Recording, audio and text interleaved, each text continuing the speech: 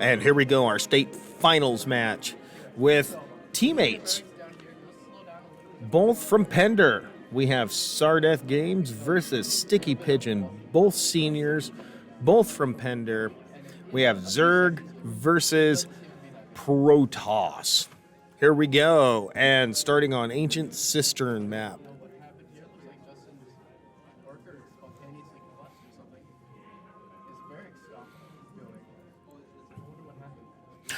Again, both of these players for first and second, for state champion and state runner-up, they are both from Pender. So we will see how this teammate versus teammate match stacks up with Zerg versus Protoss. Going to go ahead, and stickypigion is going to go ahead and send out his Overlord. Even if you sacrifice it, Overlord is only about 100 minerals, so it is not the end of the world. If you lose an Overlord, wow, stickypigion going to go ahead and do a 13 hatch build, which is about what you want.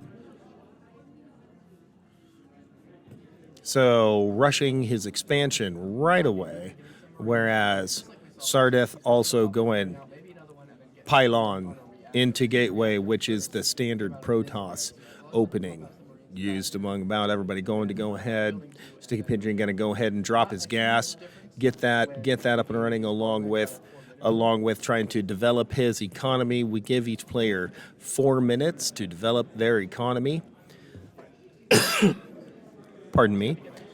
And so with a minute 30 in, going to go ahead and expand the hatchery, getting about 3/4 done. Sardeth going to go ahead and start his own expansion, starting his own nexus. Pardon me. Gateway into cybernetics core, very standard build, into a pylon. Okay, getting close to being supply block, but he has another pylon on the way, so that really won't make any difference at all. That'll be long done before he becomes supply block. About getting everything perfectly saturated, just one more worker on the gas, and he will have perfect saturation on his main. Taking a look at the saturation here, we got 3 out of 3, 16 out of 16, and the second gas almost completely done. Zerg can actually kind of wait on gas. They are not as gas dependent as Protoss are. Protoss with their very strong units are also very gas dependent. These units cost quite a bit, whereas stickypigion can make the strength of Zerg is stickypigion can turn around and, pardon me. Anyway, stickypigion can turn around and make just lots of units extremely quickly, and going to start throwing them away, which is the strength of Zerg. Lots and lots and lots of cheap units. With his queen done, I wish stickypigion would have sprayed eggs onto that, just like he did do it. He did do it with this one here, going ahead and mutating his hatchery into a layer. There, the eggs just broke off, so now he has 4 of these little worms right there being able to be made into units. Whatever, he's going to go ahead and blow more. That's what the queen can do. The queen can go ahead, and she's kind of hard to see through all of this, but she can go ahead and blow eggs onto the hatchery in and of itself, which I would rather see that than seeing a designated creeper. Hence this queen here laying these creep tumors and then spreading creep. This is called a designated creeper. He builds another queen and does blow eggs on it, so good for him for that. Sardeth, now completed with his warp gate, is going to warp gate from his cybernetics, who are going to warp in a couple of stalkers. Thing is, though, like, a single stalker does not fill this gap. So if a person wanted to run, you could run Zerglings in. You could run a lot of things in right past these stalkers. Sardeth going to take some defensive measures with a shield battery and also a photon cannon. Photon cannons being a very strong defensive unit, going to go ahead and drop both gases at his second or at his second base, or his expansion is what it is called within game. Again, to go ahead and try to saturate those as quickly as possible, trying to get up on 2 bases. 3 out of 3, 2 out of 3, 15 out of 16, almost perfect saturation on his expansion. What is he building back here? Oh, going to build. We're going to see some Hydras. We're going to see some Hydralisks. Excited to see those. Also finishing his 3rd. So he will go ahead and begin expanding on that. As a Zerg, you need to be about one base up on your opponent. They're looking like 5 minutes in. Just at both these players just going to macro it up, going to go ahead and just play the long game. Okay, plenty of creep tumors. This one is still being seen, and then these ones here are invisible without. Gonna go ahead and spread those out. So then they will. Now these are Hydralisks here. Hydralisks are the basic ranged units of Zerg. They do have roaches, but he hasn't built any. He hasn't built any roaches. Roaches being a nice, big, tough unit, but they are ranged, but they can only hit ground. Whereas Hydralisks have a greater damage per second, and they can hit ground and air, and can have a longer range. Is he getting it? Yes, he is getting the ranged. Researching.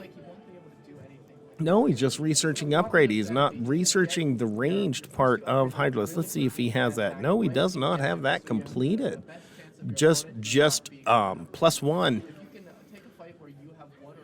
Just +1. As far as I can tell, Sardeth going to go ahead and get on 3 bases. Almost has great saturation here, going really amassing quite a few stalkers. Going to warp in 4 more. Let's see how many of these warp gates he has. 1, 2, 3, and then a 4th in his expansion. Gonna go ahead and bring in some immortals, and is researching Psystorm. So he must be going to try to get out some high level. Does he have the? Yes, he does. He does have the Templar archives where he can go ahead and warp in High Templar. High Templar don't do much by themselves. They are like the spellcasters of the Protoss. He's going to go ahead and get grounds weapons level 2. So that'll be a nice buff to these stalkers as these queens are just going to melt. There's the High Templar, and Sticky Pigeon going to go ahead, and here we go. Sticky Pigeon going to go ahead, but Hydralisks, he does not have enough Hydralisks. These guys are just going to melt versus these stalkers. It is not going to be good. Sardeth losing quite a few of his High Templar with his Psionic Storm just getting done. Gets out some Zerglings, going to go ahead and try to take out this Immortal. Zerglings, the Immortal trying to do what he can, but he just can't find enough. And Sticky Pigeon holding on. Sardeth now really amassing quite a lot of minerals. So, and Sticky Pigeon desperately building on the backside, going to build Carapace along with several more Hydras, and going to warp. Turn it into a hive. Now we can build the highest level units. He does have a Spire, so we can start building flying units if he would so choose. Sardeth gonna go ahead and bring in a whole bunch of Stargates, which is a great idea because he needs to start spending this money. He is stacking too much money. He needs to start spending that right away. Going to go ahead and start a 4th because you know what? Why not? Just go ahead and have a 4th. Sticky Pigeon going to go ahead and build up quite an army. Lots of Hydras, lots of little Zerglings. He does have +1 armor, which is for all units, and also +1 ranged. So that will not help the Zerglings building. Oh, got to build up a greater spire. He's gonna go for it all. Building up a greater spire, going to bring in some. Oh, he's bringing in corruptors. He's bringing in corruptors because when he gets the greater spire, he's going to morph his corruptors. That's what I'm going to guess. He's going to morph his corruptors, but then he needs +1. There he goes. He's now with his evolution chambers. He's getting +2 ranged units, +1 melee units. And going to go ahead, and he is starting his fourth. He's already dropped both gases, going to start a fourth. He's going to, I don't know why he's having him long range mine unless he's super short on, nope, he's having him mine gas from a long ways off, because to morph these corruptors into his greater spire is now done. So to morph these corruptors, but he may not get a chance because here comes Sardeth going to go right in. We'll see. Oh, he's going to send in. There he goes. He's going to send in what lings he has, but this is not going to be enough. This is definitely not going to be enough. He needs to rally. There's nothing to rally. As Sticky Pigeon's army just gets decimated. Is there anything? Because these corruptors, he morphed what he could. Into brood lords. These things can shoot from a long ways off, and they shoot little dudes that come down and start chomping away. But I don't know if he has enough corruptors. I don't think he has enough. I don't think he has enough brood lords. He's going to kind of back and forth them as much as he can, trying to save them. But Sardeth is just going to blink forward. And I think it is not going to be enough. Sardeth is going to blink forward onto these broodlords. These broodlords deal high damage from a long ways off, but they are very squishy. And that will be game 1 going to SardethGames. Congratulations. And here we go, game number 2. Same map of Ancient Cistern. Game number 2 of the two teammates, Sticky Pigeon and SardethGames. Both of them seniors at Pender High School. With SardethGames taking game 1. So this is game number 2 of a best of 3. If Sardeth wins, he will go ahead and become our state champion with Sticky Pigeon as our state runner-up. We wish both of them good luck. Sardeth playing the alien race, the Protoss, which are a highly mechanized and mystical. They do have kind of like mystical units that can cast lightning with their brains. So they require pylons to power their buildings, along with providing supply. So as soon as this gets done, you'll see this number here go up to 23 because a pylon produces 8 supply, and then he can bring in a gateway within a certain radius of this pylon. We can't see it on our map, but if you would be on Sticky Pigeon's map, you would be able to see the radius of where you can place a building and have it powered. So that is that. And playing the other alien race, no humans allowed on this Pender team. This is Sticky Pigeon. He is also a senior playing the Zerg race. Zerg are more like an insectoid race. Everything is alive. Everything regenerates. These are overlords. They fly through the air. They cannot attack or do anything. They can just look. They provide vision and also supply. Each overlord provides 8 supply. This is a hatchery going up. They are very unique. The Zerg is very unique, in fact, that first off, this black stuff, this is called creep. Zerg move faster and heal faster on creep, although their healing is very slow. Very, very slow. You have to be out of combat for a long time. Starting with their spawning pool, this is going to be complete so he can start building units like Zerglings. This is the hatchery, which the drones harvest and produce minerals, and also gas here at the extractor. Both, if you look at SardethGames, yep, he's already mining gas. Protoss need a lot of gas. They are a very gas-heavy race. Their units are very strong and very powerful, but also very expensive. Gonna go right into the Twilight Council. Okay, building a cybernetics core. Going ahead and researching the warp gate. That takes a while to research, but it makes these gateways tremendously useful, as you can just warp in units anywhere that you have a building, or there's a special unit called a warp prison that can fly around the map, and you can warp units in under that. So going with the Twilight Council, I'm wondering if we're going to see a Dark Templar build. He is building robotics along with the forge. Another pylon because he's getting close. Not really close to being supply blocked, but going to move these out the way. And Sticky Pigeon starting his expansion a little later. He does have everything fully saturated. Going to research Zergling speed here at the spawning pool. He has a queen already out, so that is excellent.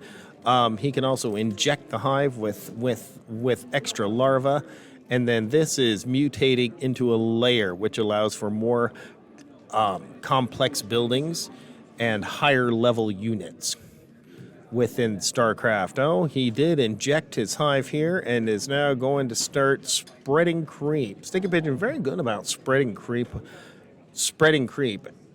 And it looks like that he's going to go ahead and start his third hatchery.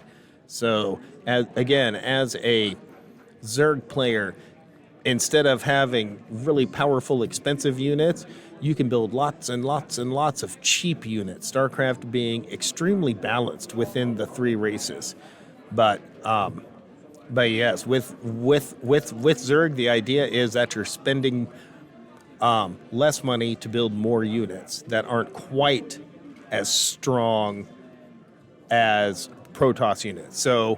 But the idea is you're not having one Zerg unit go up against one Protoss unit.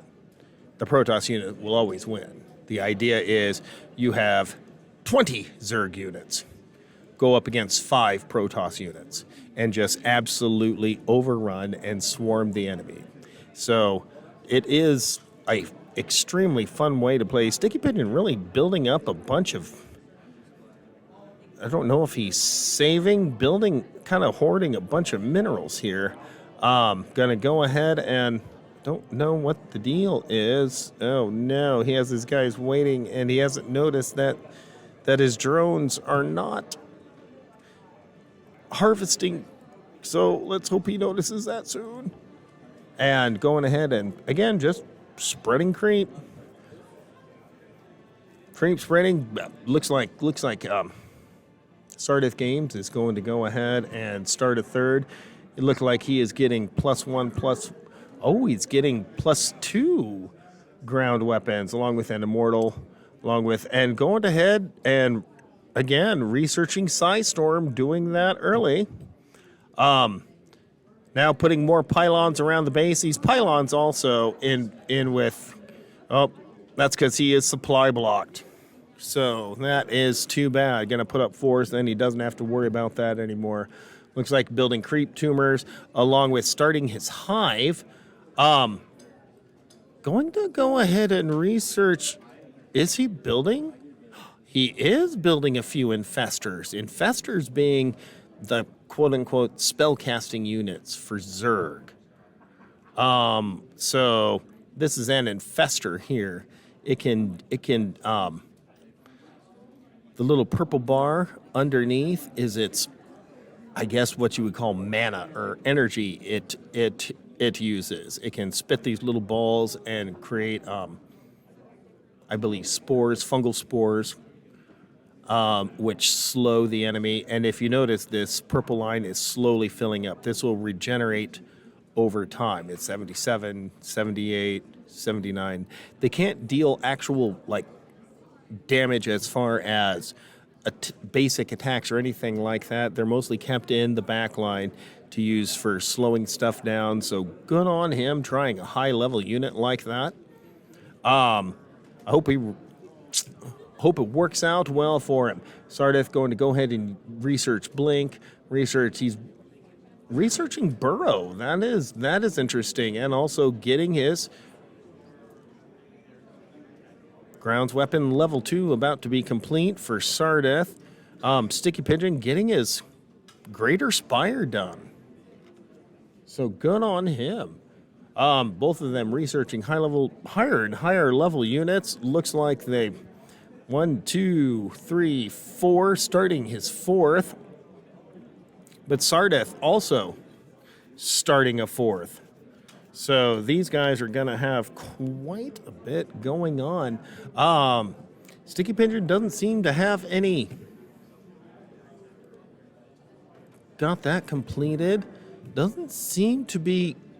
I don't see a.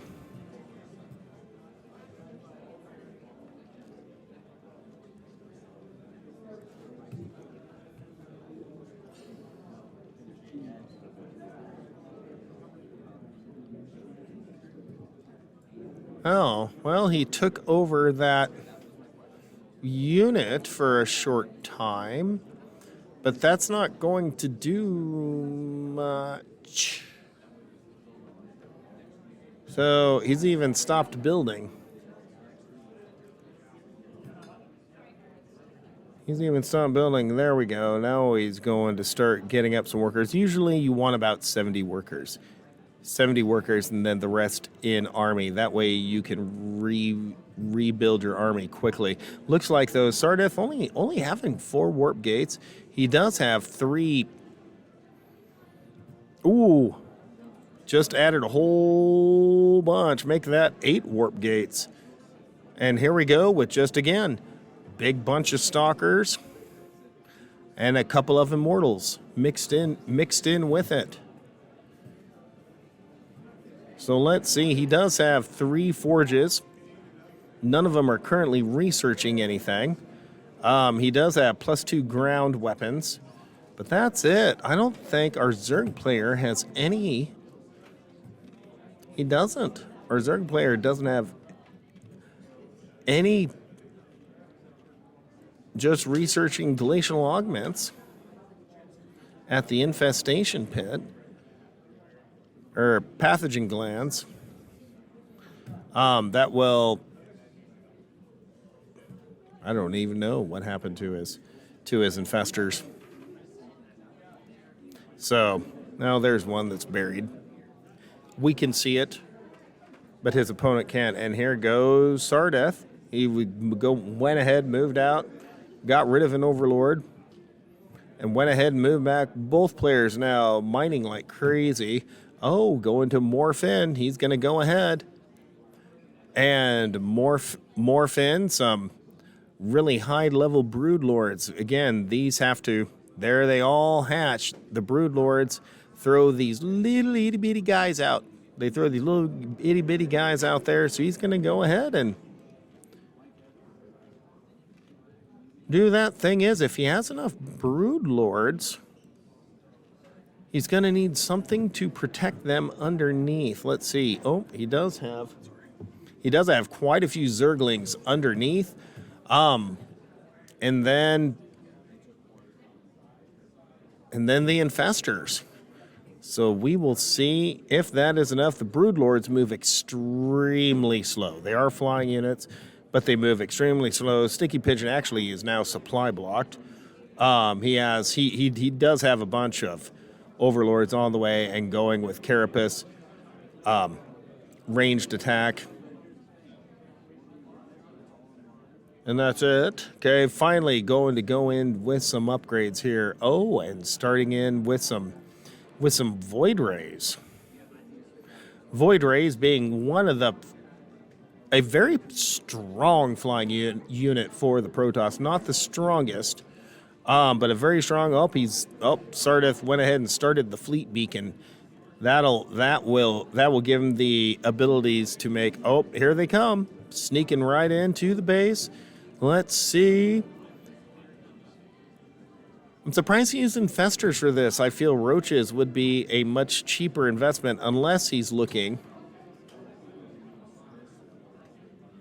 to fungal growth the mineral line, but this is not the mineral line to fungal growth.